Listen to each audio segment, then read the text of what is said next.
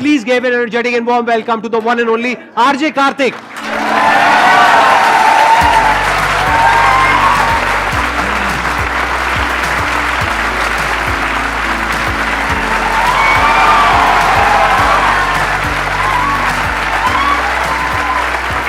Please, right here.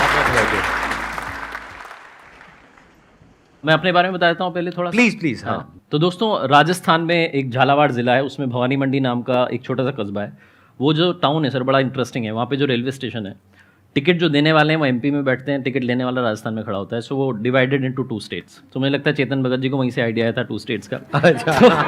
तो platform पर ये बड़ा कमाल का किस्सा है। वो भवानी मंडी एक ऐसा कस्बा है जहाँ से मैंने 18-19 साल में वहीं पला बढ़ा, और वहाँ से मैंने बड़े बड़े सपने देखना शुरू किया कि लाइफ में करना है तो कुछ बड़ा करना है। फिर मैं जयपुर में पढ़ने के लिए आया हुआ था, और वहाँ मैंने आरजे सिड को सुना, और उनको सुन के मुझे लगा कि यार ये तो मैं भी कर सकता हूँ, मुझे भी इसके लिए ट्राई करना चाहिए।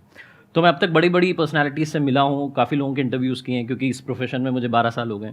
लेकिन मुझे आज भी वो मुलाकात जो मैंने आरजे सिड से की थी, जो अब आरजे सिद्धू नाम से मुंबई में शो करते हैं, वो आज भी मुझे याद आती है कि उनसे हाथ मिलाना और वो बात करना, और वो जो 15-20 मिनट का इंटरेक्शन था। सो मेरी लाइफ का वो मेमोरेबल मोमेंट था जिसने लाइफ चेंज कर दी थी। फिर मैंने आरजे के लिए ट्राई करना शुरू किया। बहुत सारे लोग मुझसे पूछते हैं कि आरजे कैसे बन सकते हैं, क्या कर सकते हैं। मुझे लगता है कि सर, लाइफ में सिर्फ आपका हार्ड वर्क ही आपको सक्सेस दिला सकता है, उसका कोई शॉर्टकट नहीं होता है। सो मैंने 2000 तकरीबन मेरे पुराने लैपटॉप में रिकॉर्डिंग्स हैं, आरजेस जितने हुआ करते थे सारे चैनल्स के आरजेस को सुना। और एक एकलव्य वाली कहानी है, क्योंकि मैं छोटे कस्बे से आता, तो आपको मालूम है कि जो प्राइमरी एजुकेशन है उसमें प्रोनाउंसिएशन की बड़ी मिस्टेक्स थी मेरी, और एक अच्छा आरजे होने के लिए आपका प्रोनाउंसिएशन बहुत अच्छा होना चाहिए। तो मैंने डायरी में वर्ड्स को लिख लिख के प्रैक्टिस किया, सिमिलर वर्ड्स को, और फिर जैसे तैसे मैं तैयार हुआ।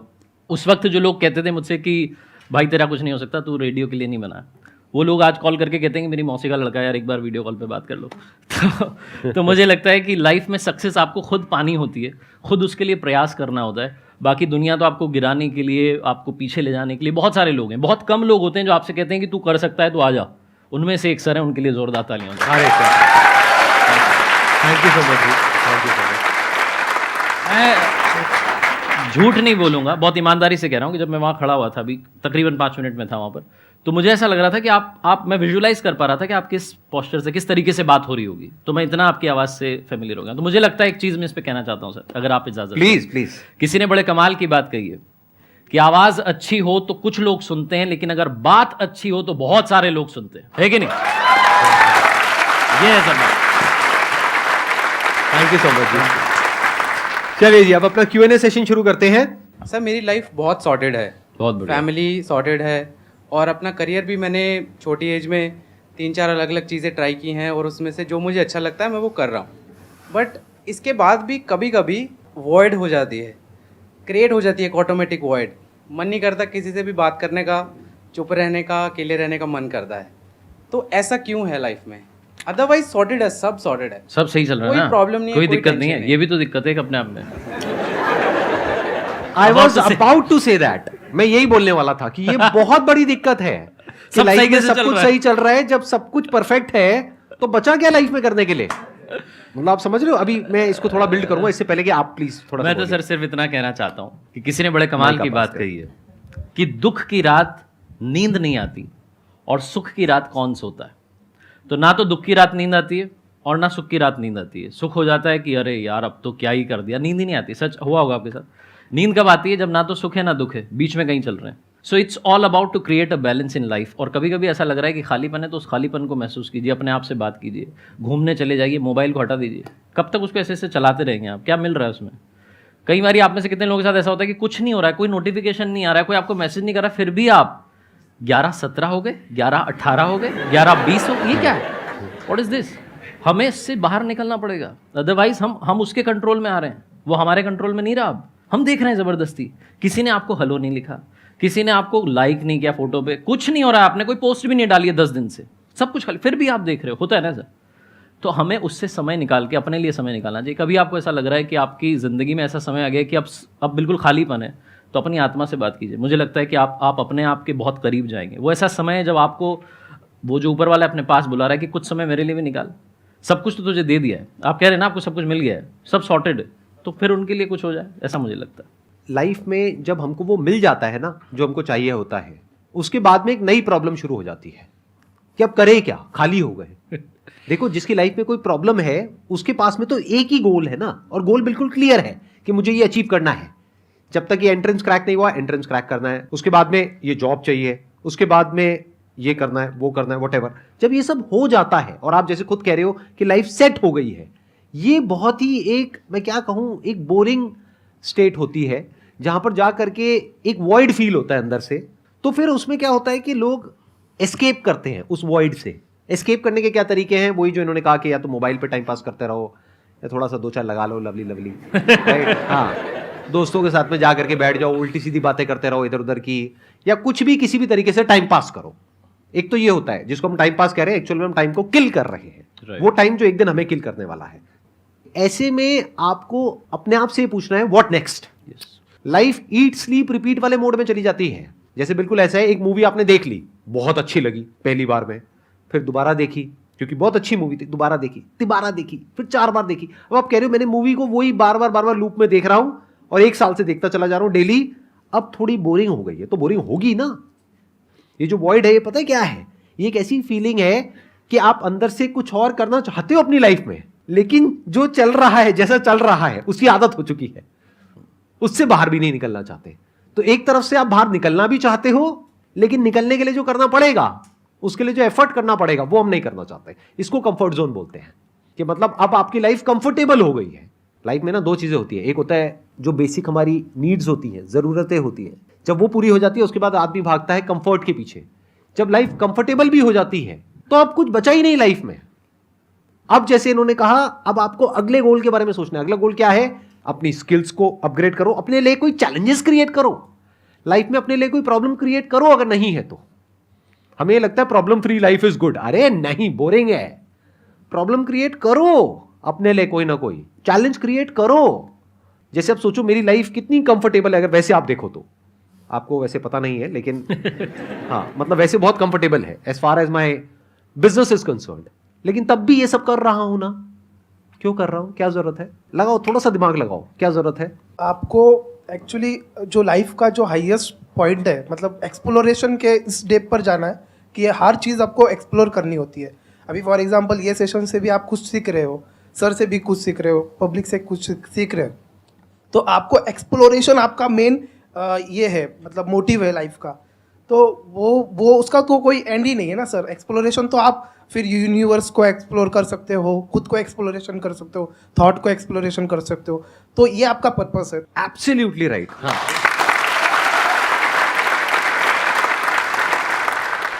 एक्सप्लोर करने में, नई नई चीजों को, नई नई जगहों को, नई नई चीजों को मजा आता है ना। मानो यूनिवर्स है, उसको आपको एक्सप्लोर करने का मौका मिल रहा है, मजा आएगा या नहीं आएगा? या एक कंफर्टेबल सी लाइफ आपको दे दी जाए जहां पे आपको जितना पैसा चाहिए उतना पैसा मिल गया, एक टीवी मिल गया, मोबाइल मिल गया, एक गाड़ी मिल गई, घर मिल गया, और वहां पर आप बैठे हो और अपना वही रूटीन चलता चला जा रहा है, उसमें मजा आएगा? या एक्सप्लोर कर रहे हो पूरी दुनिया को, पूरे यूनिवर्स को? That is option number 1। एक और ऑप्शन है, वो क्या है? आप पूरी दुनिया को एक्सप्लोर नहीं कर रहे हो, क्योंकि दुनिया को एक्सप्लोर करने में बहुत एफर्ट करना पड़ेगा। आप यहां जाओगे, वहां जाओगे, और दुनिया इतनी बड़ी है कि आपकी लाइफ छोटी पड़ जाएगी। दूसरा भी एक तरीका है, वो क्या है? आप खुद को एक्सप्लोर कर रहे हो। खुद में कितना कुछ है, हमारी जो बॉडी है, माइंड है, जो भी फैकल्टीज है of expressing ourselves in different ways, उसकी क्या लिमिट है? और अगर आप उसको एक्सप्लोर करने लग जाओ तो आप कहां तक जा सकते हो? मतलब आपकी अपनी जो कैपेबिलिटीज है, ये बॉडी को देखो एक इंस्ट्रूमेंट की तरह। जैसे गाड़ी एक इंस्ट्रूमेंट है ना, तो गाड़ी की एक लिमिट को हम एक्सप्लोर कर रहे हैं, तो गाड़ी की तो फिर भी एक लिमिट है, वहां पे दिख जाती है, स्पीडोमीटर में दिख जाती है कि ये लिमिट है, मैक्सिमम लिमिट है। हमारी लिमिट क्या है? इस इंस्ट्रूमेंट की लिमिट क्या है? बॉडी की लिमिट क्या है? माइंड की क्या है? इंटेलेक्ट की क्या है? लिमिटलेस। ये सिर्फ बोलने के लिए नहीं है, एक्चुअल में लिमिटलेस है। और अगर आप अभी एक्चुअल में स्पिरिचुअलिटी का मतलब समझ गए ना, कभी एक्चुअल में अगर अपने आप से क्वेश्चन पूछो, what is spirituality, not how to be spiritual. हम ज्यादातर हाउ टू में जाकर के अटक जाते हैं, फिर कोई हमको मेथड दे देता है, फॉर्मूला दे देता है, टेक्निक दे देता है, उसको हम फॉलो करते हैं, पैटर्न में घूम जाते हैं। नहीं, ask yourself what is spirituality. इतने स्क्रिप्चर्स लिखे हैं तो कुछ तो वहां पे सच होगा ना। Let me find out. और सच 2 तरीके का होता है, एक दुनिया के बारे में, एक खुद के बारे में। जब खुद की जो डायमेंशंस हैं अलग अलग, माइंड की, बॉडी की, और उसके बियॉन्ड भी कुछ है, उस सब की, उसको जब आप एक्सप्लोर करते हो और फिर उस लेवल से किसी के साथ में कुछ शेयर करते हो, that is the real meaning of life.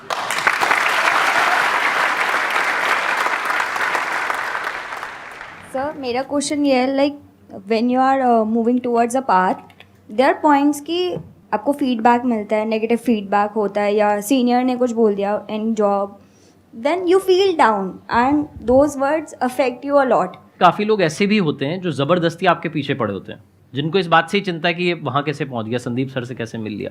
भगवान गौतम बुद्ध की एक कहानी है, वो अपने शिष्य आनंद जो उनके सबसे प्रिय शिष्य थे, उनके साथ में एक बार जा रहे थे.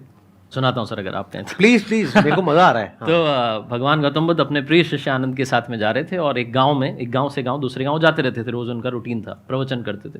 तो जब वो जा रहे थे तो उन्हें रास्ते में काफ़ी देर से चल रहे थे, आनंद थक चुके थे, उन्हें लग रहा था अब रुक जाना चाहिए, ये चलाए जा रहे हैं. जैसे मान लीजिए मेरे बॉस हैं, ये गुरु हैं, तो ये चलाए जा रहे हैं, मैं आनंद हूँ, मुझे लग रहा है कि क्या हो रहा है. तो एक व्यक्ति मिले, खेत में काम कर रहे थे, किसान थे. तो उनसे पूछा कि वो गाँव कितनी दूर है. उन्होंने कहा बस आने वाला है, 2 मील दूर है. तो उन्होंने कहा ठीक है. चलने लगे. वो आ ही नहीं रहा था. आनंद को भी लग रहा था कि 2 मील तो निकल गए आराम से, जितना कैलकुलेट कर पा रहा हूँ. फिर एक महिला दिखी जो लकड़ी उठा करके जा रही थी, तो उनसे पूछा कि माता जी गाँव कितना दूर. उन्होंने कहा अरे बेटा बस पहुँच गए, आने ही वाला है. फिर चलने लगे. आनंद को लग रहा था गुरुजी कह रहे हैं तो चलना ही है. फिर तीसरे सज्जन मिले. जब उनको कोई मिल रहा था तो भगवान गौतम बुद्ध उसको देख के मुस्कुरा रहे थे और वो भी उनको देख के मुस्कुरा रहा था. तीसरे वाले मिले तो उन्होंने भी कहा बस आने ही वाला है, आप पहुँच गए. अब की बार आनंद का दिमाग खराब हो गया. उन्होंने झोला उठा के नीचे पटका, बोले गुरुजी बहुत हो गया, और ये क्या चल रहा है कि आप मतलब मैं आपका बहुत सम्मान करता हूँ लेकिन आप बार बार हंस रहे हो. बोले आनंद वो गांव दूर है, वो 20 मील दूर है, लेकिन ये जो 3 लोग मिले इन्होंने हमें 6 मील तक तो पहुंचा दिया. इन तीनों का शुक्रिया कि इन्होंने हमें कहा, इनका धन्यवाद कि आने वाला है. इसी चक्कर में हम 6 मील चलाए, तुम्हें पता भी नहीं चला. सो लाइफ में ऐसे लोग बहुत कम हैं जो आपको इस तरीके से आगे खींच रहे हैं, आगे बढ़ा रहे हैं. ऐसे लोग ज़्यादा है जो टांग खींच रहे हैं. मुझे लगता है किसी ने बड़े कमाल की बात कही है कि लोगों की टांग खींचने के बजाय उनका हाथ खींचना चाहिए ताकि हम उन्हें आगे बढ़ा पाएं. तो ऐसे लोगों के संपर्क में बहुत बढ़िया. और जो आपके पीछे पड़े हुए हैं, जिनको इस बात से दिक्कत है कि इसको जॉब कैसे मिल गई है, इसको कैसे तो भी इसका माइंड खराब करना है, ऐसे लोग हमारे आसपास होते हैं, मानो या ना मानो बहुत सारे लोग हैं. तू क्यों चला गया वहाँ सेशन में, क्या मिल गया तुझे, ऐसे दोस्त आपके भी होंगे ना. आप बताओगे अभी शाम को कि संदीप सर से मिला था, आरजे कार्तिक आए थे, क्या चला गया, क्या कर लिया तूने, राइट. ऐसे लोगों के लिए सर किसी ने बड़े कमाल की बात कही है कि लोगों की बातों को दिल से मत लगाना. लोग तो अमरूद खरीदने से पहले पूछते हैं कि मीठे हैं ना, और बाद में नमक लगा के खाते हैं. बहुत बढ़िया. लोग तो ऐसे होते हैं. तो आप ज़्यादा चक्कर में मत रहिए, आप बहुत अच्छा कर रही हैं. आप जैसा सर ने बताया कि ये जो हमारी शरीर की जो यात्रा ये अनंत है, हम कहीं भी पहुंच सकते हैं, कुछ भी कर सकते हैं. तो आप उनका लोड मत लीजिए. आप ये सोचिए कि मैं अच्छी हूँ, अच्छा करूँगी. जहाँ आपको लगता है कि सही बात बोली उसको नोट डाउन कर लीजिए कि यहाँ मेरे फायदे की है. जहाँ आपको लगता है कि ज़बरदस्ती बोली गई है तो उसको अवॉइड कर दीजिए. इग्नोर का बटन बहुत आसान होता है, उसको दबाते चलिए, अच्छा रहेगा. बाकी सर ऐड करें. मैं थोड़ा सा यहाँ पे ऐड करूंगा. एक पॉइंट तक आप उनको इग्नोर कर सकते हैं जब तक कि वो आपके काम के बारे में बात कर रहे हैं.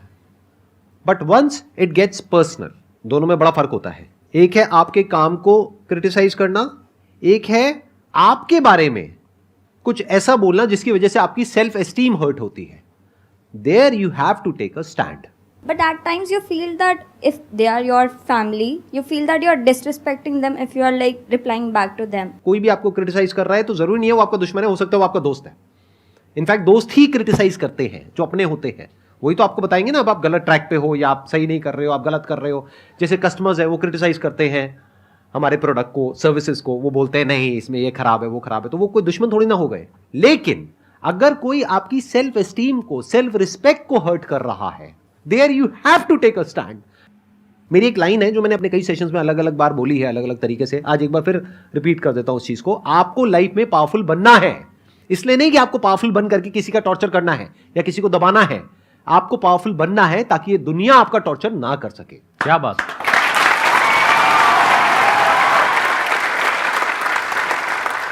एक बार के लिए अगर आप बैठ जाएं तो Thank you so उसके much बाद जी. हम हाँ. आउट करते हैं ना. हाँ. एक सेकंड. जब मैं लोग बोलूंगा आपको है ना बोलना है. ठीक है जी, क्या बोलना है ना. अगर कदम रखना है तो आगे रख, क्योंकि पीछे खींचने के लिए तो लोग. ख्वाब देखने हैं तो ऊंचे देख, क्योंकि नीचा दिखाने के लिए तो लोग. तो कुछ कमाल करके तो दिखा, क्योंकि तालियां बजाने के लिए तो लोग हैं ना.